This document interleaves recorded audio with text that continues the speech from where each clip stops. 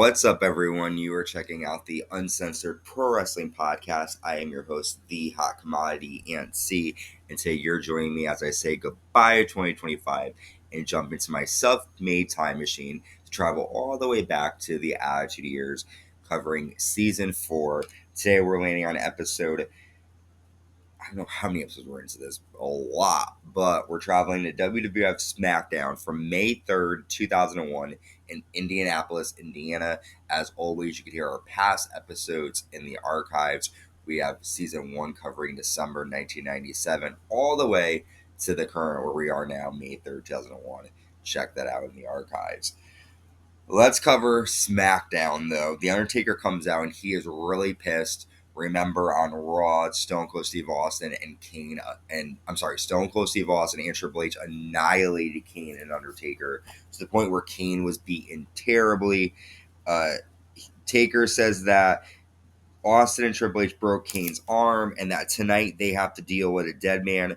Boys, that fire that burned Kane's face as a child, I lit it. If I did that to my brother, imagine what I'm going to do to you. And then Vince McMahon comes out. Vince says, I'm so sorry to hear about Kane. Did he get Stone Cold Steve Austin's get well card? Probably not, because he won't send one. I'm glad he got put on the shelf. Who the hell do you think you are? You bring a weapon to the ring with you. You got your shot at Judgment Day, but tonight you're going to be facing someone who has a big score to settle with you. It's not about what you want. It's what I want. Take your dead ass out of the ring. Undertaker says, what I don't get, I take. So let's go over this a little bit. Austin will defend the WWF Championship against The Undertaker at Judgment Day. And Taker again came down with a chain. And Vince is not giving Taker what he wants. He's saying, I'm glad Kane's on the shelf.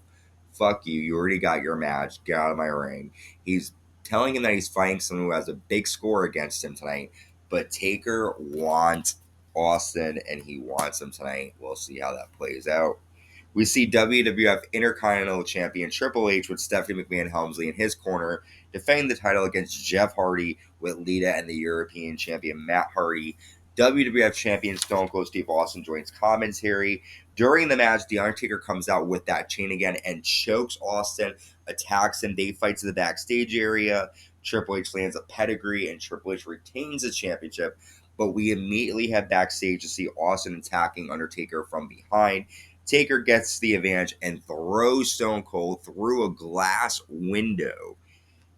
And this is the Attitude Era for you guys. People going through glass windows. This is a crazy moment. I was 8 at the time, I think, when this was happening. So I don't remember every single moment. And I definitely do not remember this night happening. Taker is on a fucking warpath for Austin. We then see X-Pac with X Factor take on Raven. Raven gets the win after leaning in Evan Flow DDT. They call it the Raven effect. DDT, Raven wins after X Factor just destroys Raven. Really nothing to talk about here. A basic match that you would see on SmackDown. Just mid-carders fighting each other. We see Vince McMahon and Triple H. They have Stone Cold Steve Austin on a stretcher, and they're bringing him into an ambulance. As Triple H gets in the ambulance with Austin, we see that Undertaker is in the driver's seat. Taker beats the living shit out of Austin, punching him while he's on a stretcher. And, let me tell you, Austin was taking, just the worst rights by Taker. You could hear him, boom, boom, boom. He was fucking him up. We then see Debra confronting Vince McMahon and Stephanie McMahon-Helmsley backstage, and she wants to know what happened to Austin. And Vince is like, he went to the hospital. He's trying to keep it low-key, but Stephanie's like, his eye, there's glass in his eye. He might not see again. And Vince is like, you know what? You should confront Taker because he's the one who did this. So then Debra does do that. She goes to confront The Undertaker, and he tells her that has nothing to do with her. It's not the wife's problems. And Debra just slaps the shit out of Taker. And the Deadman tells her, you hit like your old man, tell him I said so. So, Debra just got Taker even more upset. Debra getting involved here. I mean, what is going on with Debra, man? Next, we have Kurt Angle taking on Hardcore Holly. And before the match, Hardcore comes out with a glass of milk and he drinks it. And he's, instead of saying the famous quote back in the day was got milk, it was a famous ad for milk. And he says, Kurt Angle, got medals? And Angle's pissed because remember on Raw, Chris Benoit stole his medals. During the match, Benoit does come out with the medals, and Angle applies an ankle lock to Holly, but Benoit grabs the mic. Benoit says, I understand you're looking for your medals. You can find them around my neck, and then he places them around his neck. Hardcore Holly rolls up Kurt Angle to get the 3 count, and Hardcore Holly has defeated the former WWF champion with some help of distraction from Chris Benoit. This rivalry, I remember what happened, so I'm not going to give any spoilers, but I'm definitely excited to see this rivalry. Now that Benoit has Angle's medals, Angle is going to be on a manhunt to get them back for sure. We see Triple H at the hospital. He's upset. He's yelling at Jonathan Coachman for wondering about Austin's health. He shoves a doctor, and the doctor threatens to get the police on him. And Triple H is not making any friends in that hospital. We then see Vince McMahon and Stephanie McMahon-Helmsley come out again.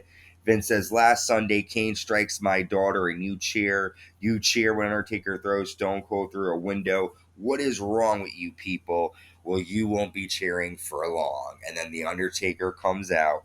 Vince says, you think you're so bad. Who do you think you are? I'm Vince McMahon, goddammit. And then the Undertaker just punches the shit out of Vince. Vince drops to the mat.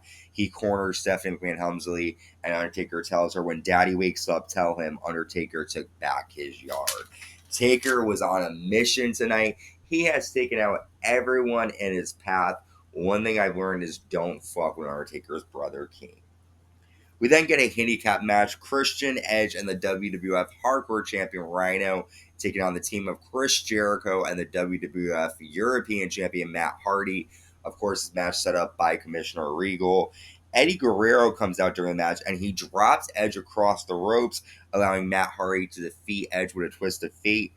And why is Eddie Guerrero helping Matt Hardy? Matt Hardy became the new European champion at Backlash. Well, I'm sorry, he retained the title at Backlash. He defeated Eddie for the championship on SmackDown.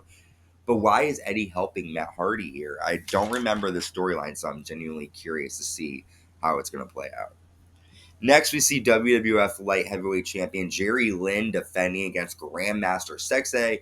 And Jerry Lynn's a former ECW superstar. He made his debut on Sunday Night Heat right before Backlash and became the Light Heavyweight Champion.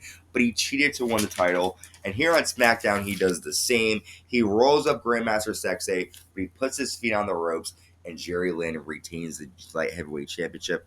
I wasn't impressed. He was great in ECW. His matches against Rob Van Dam, that rivalry was amazing, but I don't understand what was going on here. They immediately put the Light Heavyweight Championship on him, and he's cheating to win. Even Taz is like, why is Jerry Lynn doing this? So, interesting look back here on Jerry Lynn in WWE. Let me know your comments what you think about Jerry Lynn. Next, we have our main event. The Undertaker comes out, and Vince comes out and tells Taker that Austin is back, and so is Rikishi. So Rikishi is the Undertaker's opponent. We haven't seen Rikishi since before Backlash. Rikishi and Undertaker fight on the floor. We see Taker land a choke slam, but then Stone Cold Steve Austin comes out with a steel chair, and Austin's eye is bandaged up. Supposedly he can't see out of it. Undertaker is able to grab the chair from Austin and nails Rikishi numerous times with the chair, denting the chair on Rikishi's back, showing Austin that this is a sign for what's to come. Detective Rattlesnake has a date with the Deadman at Judgment Day, and the Deadman is not having it. It's interesting to say this because Austin is usually the one that you're usually saying, oh, Austin's going to fuck them up, but Austin's heel work right now has been a bitch, basically, and I don't like this at all for him. What do you think of Austin as a heel? Let me know in the comments. We are moving right through 2001. We are 2 weeks away from Judgment Day. I'm excited for that. And of course, we'll cover that pay-per-view along with the top songs and movies from the month of May. And make sure you check out our other content. We have WWE current product, more Attitude Years, older stuff that's been posted. I've been doing this podcast since 2020. We've reached 1,050 subscribers. Thank you so much for it. This is not your professional podcast. I do this because I love wrestling and I love sharing the fun with you all. And I hope you enjoy it as much as I do creating it. Make sure you subscribe, like, hit that notification bell. Tell your friends so we can keep the community growing. And until next time, stay safe and stay uncensored.